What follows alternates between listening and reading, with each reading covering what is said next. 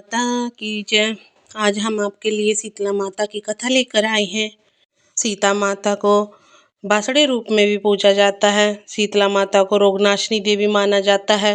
विशेष रूप से वे चेचक और खसरा और अन्य बीमारियों से रक्षा करने वाली देवी हैं। हिंदू धर्म में शीतला माता की पूजा करने से परिवार को स्वास्थ्य, समृद्धि और शांति प्राप्त होती है। और यह पूजा विशेष रूप से होली के बाद आने वाली शीतला सप्तमी को और अष्टमी के दिन की जाती है।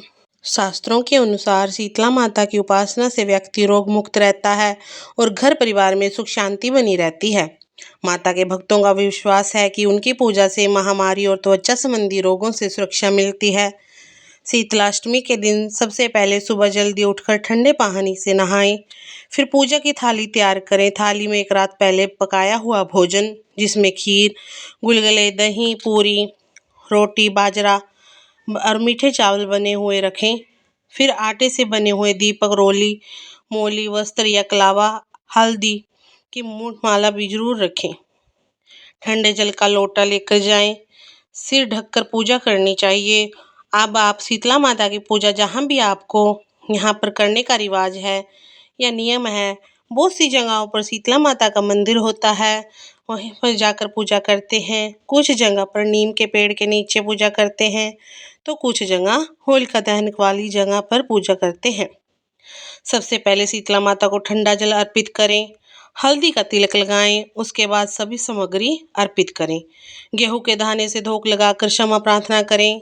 माता की पूजा में गर्म भोजन भोग नहीं लगाया जा सकता। हर चीज ठंडी और बासी ही अर्पित करनी चाहिए। इसके अलावा शीतला माता की पूजा में दीप को जलाकर भी नहीं रखा जाता। आप आटे के दीपक में केवल घी और बाती लगाकर रख दें। फिर माता को सभी चीज़ें अर्पित करने के बाद खुद और घर के सभी सदस्यों को हल्दी का टीका लगाएं। शीतला माता की कथा सुनिए, बड़े हाथ जोड़कर शीतला माता से प्रार्थना करें।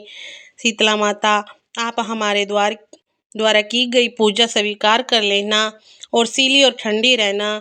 शीतला माता की कथा के साथ आज आप श्री शीतला कथा भी जरूर सुने। आज हम आपको शीतला माता की एक पौराणिक कहानी सुनाएंगे। एक समय की बात है, शीतला माता ने सोचा कि चलो आज धरती पर देखती हूँ मेरी पूजा कौन कौन करता है, कौन मुझे मानता है।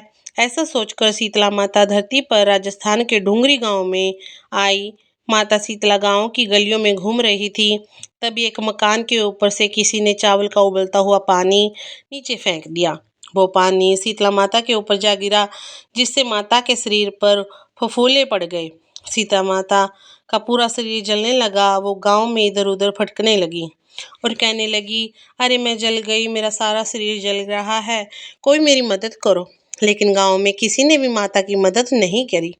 अब अपने घर के बाहर एक कुम्हार बैठी थी। उसने देखा कि वह बूढ़ी माई बहुत जल गई है।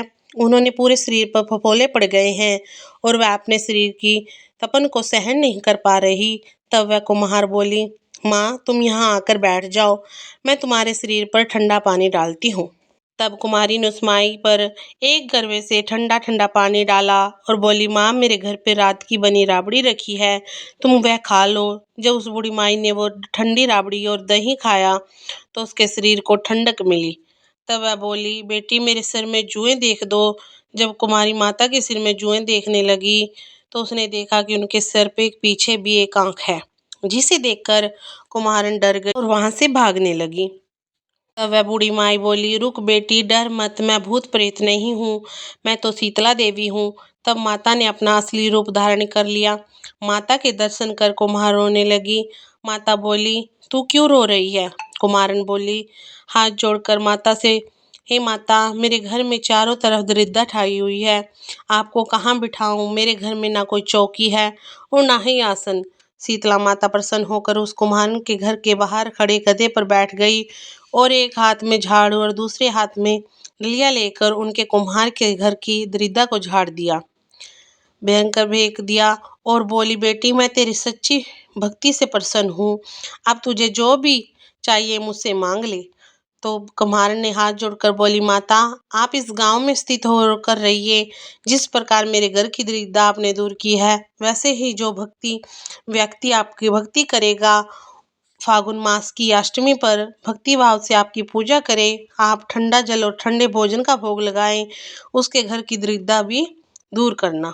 माता ने उसे तथास्तु कहकर बोली, तू इस करवे का जल अपनी झोपड़ी पर छिड़क लेना।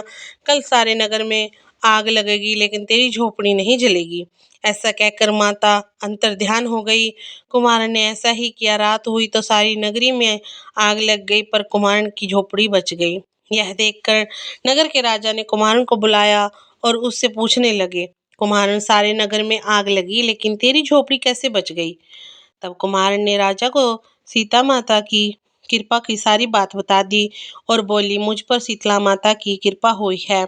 उस दिन से राजा ने पूरे नगर में ऐलान करवा दिया कि अब से अष्टमी के दिन किसी भी घर में चूल्हा नहीं जलेगा और घर में शीतला माता को बासी भोजन का भोग लगेगा। शीतला माता जैसी कृपा अपने कुम्हारन पे की वैसी सब पर करना। कहानी सुनने वाले का भी भला करना माता। इस कथा को कहते सुनते हुंकार भरते सब पर अपनी कृपा बनाए रखना। जय शीतला माता की। अगर आपको यह कहानी अच्छी लगी हो तो हमारे चैनल को सब्सक्राइब करें, लाइक करें और शेयर करें। जय माता शीतला की।